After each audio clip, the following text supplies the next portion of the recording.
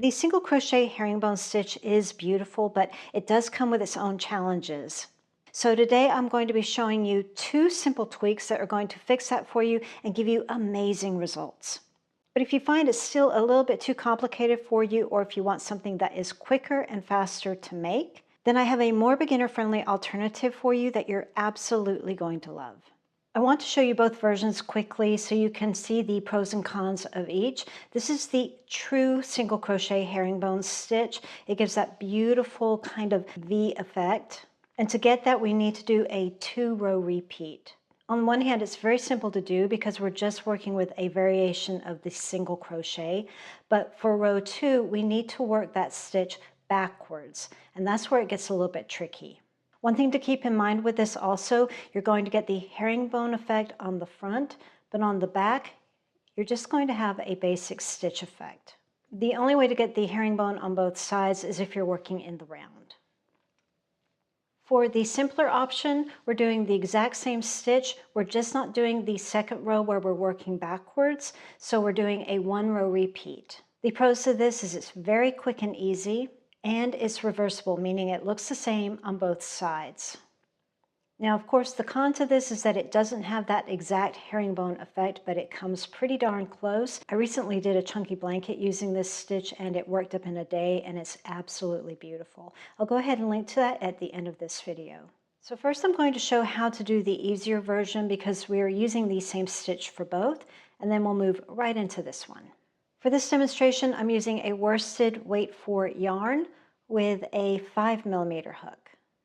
I saw this at the store the other day and I just really love the colors. This is an acrylic blend that has a lot of stretch to it, which is ideal for this type of stitch. To work this stitch, we don't have a multiple to worry about. You're just going to chain to the width that you want your project to be. Now with that, the herringbone stitch will sit horizontally. So if you want your herringbone to be vertical, then you'd want to create a chain that goes from head to toe. Wrap the yarn around your fingers, pull the yarn through to create a slip knot, and chain to your heart's content until you reach the width that you want it to be.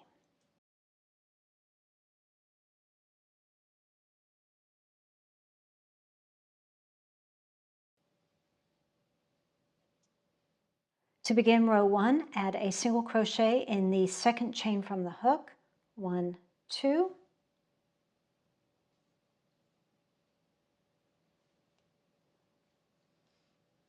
And now we're starting the herringbone single crochet.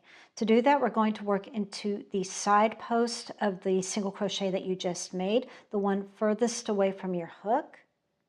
Here we go. Go through, and then create your single crochet like you normally would. Now here's the first tip. As you're working this and you pull your yarn through, pull it up nice and tall. This is one of the biggest reasons why we have tension issues with this stitch. We don't pull it up tall enough. You want it to be in line with the other stitches on your hook. Yarn over and pull through all 3 loops. And you'll have something that looks like this, almost like a bird's claw. And to continue on, we're going to work into the furthest loop from the hook, right here. So just like we did before, go into the side bar, working into the next chain, pull your yarn through, pull up nice and tall, yarn over, and pull through all 3 loops. Continue this all the way across.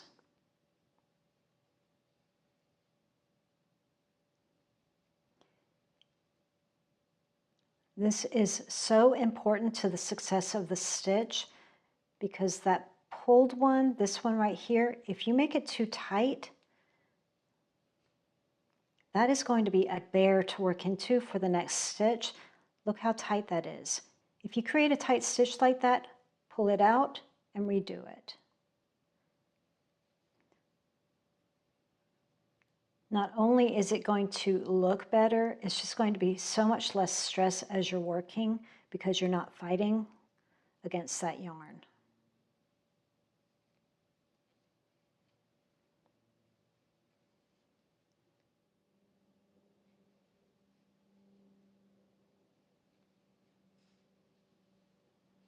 chain 1 and turn. Now for the 1 row repeat, very easy. We're just going to repeat the same thing, working a single crochet into the very first stitch. Pull the yarn towards you so you can see the top of the stitch. You want to go under those 2 bars of yarn there. Pull the yarn through for your single. And now starting the herringbone single crochet, working into the sidebar of the single you just made, working into the next stitch. Remember to pull that over so you can see it clearly. You want to go under just the 2 strands of yarn to create your herringbone single crochet. The reason I suggest pulling it forward like that is because it's very easy to think that this is the top of your stitch when you get into the flow of it. Just always pull it towards you to double check. So working into the sidebar, going into the top of the stitch, pull the yarn up, nice and tall, yarn over, pull through all 3 loops. And again, if this gets too tight, if you cannot push it in there easily, redo it.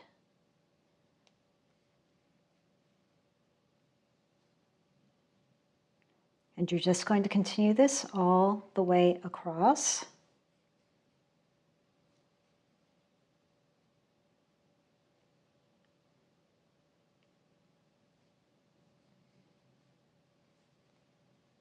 When you come to the end, one thing to keep in mind is that that first single crochet will be smaller than the rest of the stitches, so it can be very easy to miss. So I always recommend using a stitch marker just so you don't have to fuss with that and worry about the stitch count.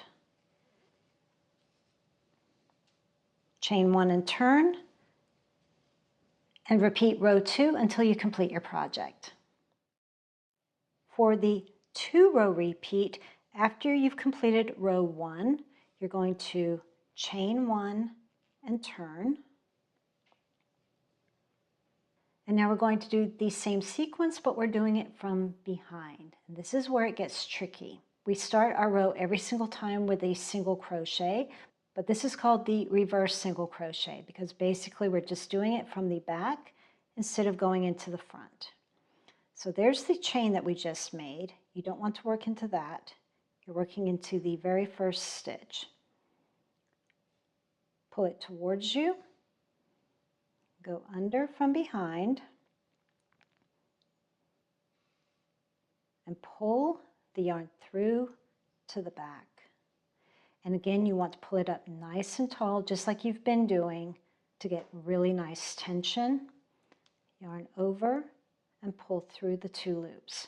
That's your first single crochet made. Now we're going to start the herringbone, and this is where people get into trouble, but I have a really easy way to do this that I think you're going to love. If you turn everything towards you, you'll see the sidebar that you need to work into. It's right here. So you're going to take your hook and go through it, and then work your single crochet like you normally would from behind.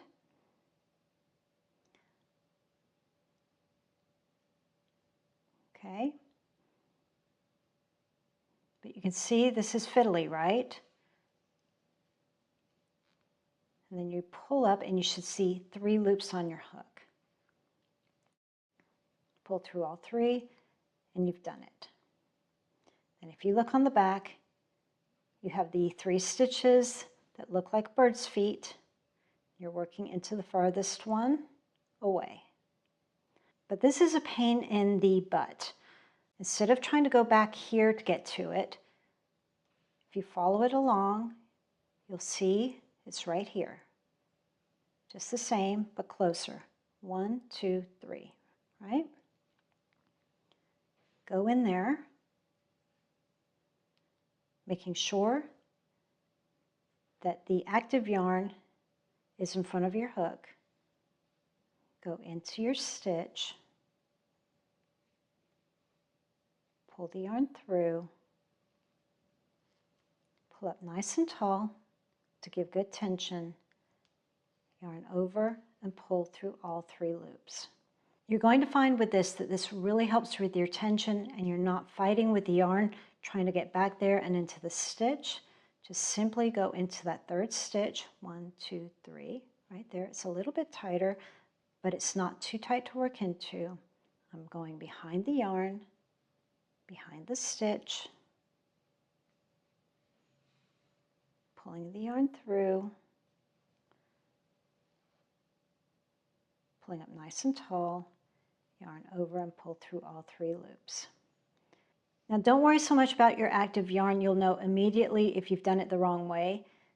Go into that loop. Let's say I left it back there and I go into the stitch and then I pull it through. Look what happens. You get 4 loops on your hook.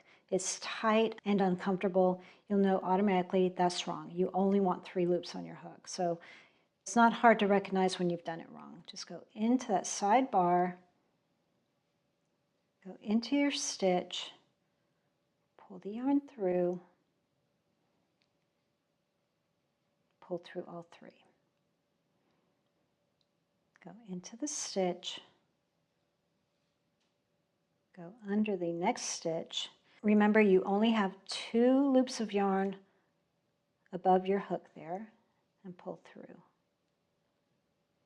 Easy peasy.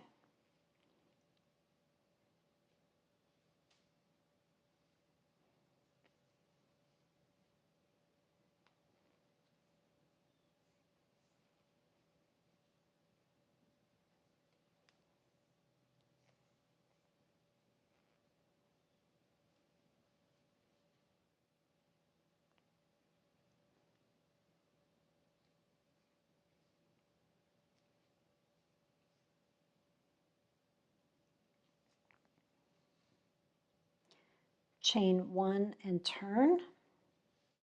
And now we're just doing the same sequence, but now on the right side. One way to easily remember if you're on the right side or the wrong side of your work, the right side or the back side, pay attention to the tail. When you're on the right side as a right-hander, it's going to be on your left. If you're left-handed, it will be on your right.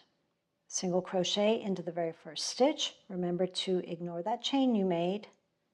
Go right into the stitch, single crochet, and then continue on with the rest of the row with your herringbone single crochet. Going into the side, going through. Like I mentioned before, the biggest thing you can do for yourself is make sure that's nice and tall, so it's easy to work into. And always remember 2 strands of yarn, no more.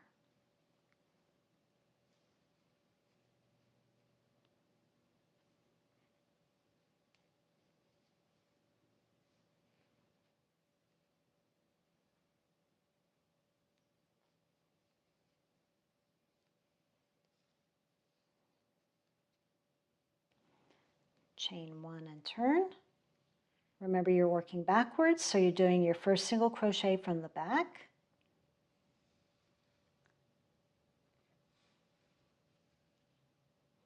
Pull through, pull up nice and tall. Working into the sidebar.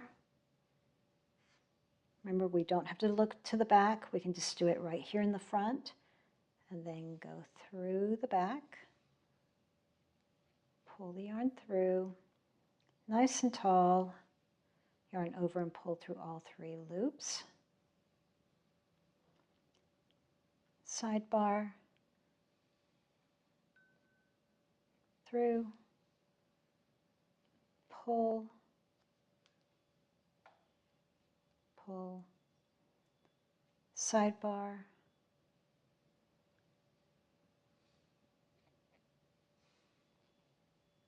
pull,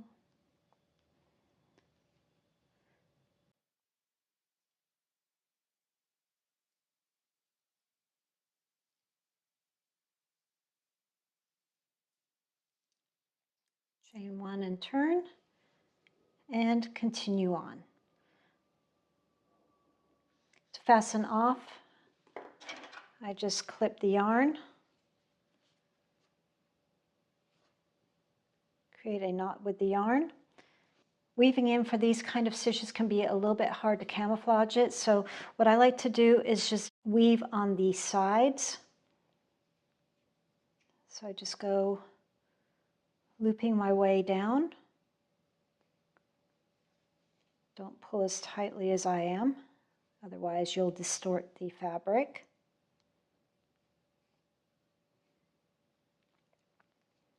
And then do the same thing back up.